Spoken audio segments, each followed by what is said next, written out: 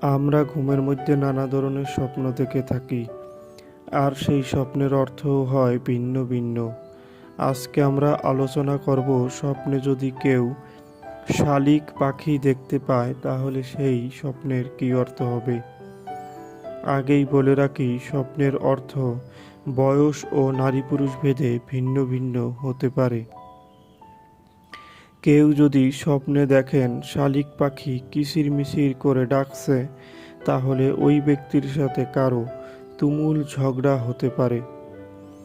যদি কোনো ব্যক্তি স্বপ্নে দেখেন সে শালিক পাখিকে খাবার দিচ্ছেন, তাহলে ওই ব্যক্তি কারো উপকার করবে এমনটা বোঝায়। যদি কোনো ব্যক্তি স্বপ্নে দেখেন শালিক পাখি তার বাড়িতে বাসা বানাচ্ছে, তাহলে ওই ব্যক্তির ঘরে সুখ শান্তি ফিরে আসবে।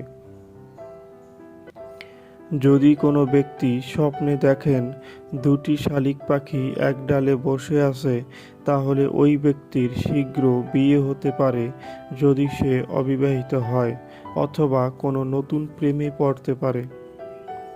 যদি কোনো ব্যক্তি স্বপ্নে দেখেন একটি শালিক পাখি ডালে বসে আছে, তাহলে ওই ব্যক্তির কোনো প্রেম থাকলে সেই প্রেম ভেঙে যেতে পারে। যদি কোনো ব্যক্তি স্বপ্নে দেখেন ঝড়ের কবলে পড়ে কোনো শালিক পাখির বাসা থেকে তার বাচ্চা মাটিতে পড়ে মারা গেছে, তাহলে ওই ব্যক্তির সাবধান হতে হবে, কারণ তার কোনো বিপদ আসতে পারে।